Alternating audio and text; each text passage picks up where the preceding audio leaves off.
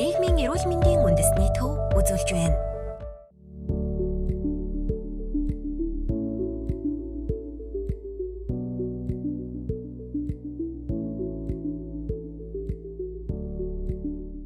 Вакцин гэдэг чинь бол нэг төрлийн бас эмийн бэлтгэл байхгүй юу? Эмийн бэлтгэл гэсэн үг тийм ээ. Яг хөө гаргаж авч байгаа арга нь л уралдахаас биш. Амьд бие организмуудаас микроорганизмаас гаргаж авч штэ тийм ээ. Тийм болохоор вакцин гэдэг байна. Тэгээ ороод тархлааны системийг одоо ажиллаулдаг гэдэг утгаараа. За вакциныг болохоор зэрэг товлолын болон товлын бус гэж хоёр юм хэлнэ. Товлын вакцин гэхээр яг хөө гэхээр улаан бурхан, улаанууд салхин цэцэг, за тэгэл хөхүүл ханаад, сахуу, татран гэх маш олон аюултай халдвар төвчний эсрэг одоо ийм вакцинууд бол яг хөө хүүхдийг 15 нас хүртэл хугацаанд төрсний дараа 24 цагаас нь эхлээд хийгдэж эхэлдэг. Тодорхой давтамжтайгаар хийнэ гэсэн. Тэгэхээр энэ тоололт бол дэлхийн нийтийн нийтэд хийгддэг. Бүхэл одоо орны хүмүүсийн хүүхдэд хийгддэг юм вакцин. За энэ вакцинуудыг ингээ хийснээр яг тэр төрлийн аюултай өвчнөр хүмүүс өвтгөн авах. За одоо та нар танаа хүүхдүүд одоо хүүхдүүд ч юм уу энэ ер нь бол юу юм ч юм уу хөхүүл ханаадаар юм уу эсвэл одоо татрангаар төвтгөө байгаа ч тийм ээ. Тэгэхээр зэрэг одоо тэр үүсгдэг нянгууд энэ орчинд байгаа юу байгаа. Одоо газрын өрсөн дотор татрангийн үүсгдэг ням байгаа юу байгаа.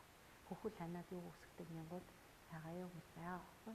Гэтэл вакцин хийлгэсэн учраас нөгөө тархлааны систем чинь мемори буюу нөгөө танин ороод ирэнгүүт нь энэ ингээд нөгөө одоо юу байна татрангийн нөгөө үүсгэж байна. Энийн эсрэг бид энийг хийх ёстой гэж ерөөсөө яг одоо тэр антител антигены хоорондоо оруулаад төлхүүр цоож мэд хооронд таардаг гэсэн. Тэгэхээр хүний бие дотор өөрөө тийм гоё үйлдвэрлэл явуулдаг байна шүү дээ. Тэр үйлдвэрлэлийг бид нар гадна хийгээд зохиомлоор хийгээд оруулаад ирж байгаа байхгүй. Тэгэхээр тархлаа нь бас байгалийн болон олтмол гэж хоёр янз юм л да. Тэгээ байгалийн тархлаа гэдэг нь яадаг юм гэхээр тэр хүн энэ өвчнүүдээр өвдөн.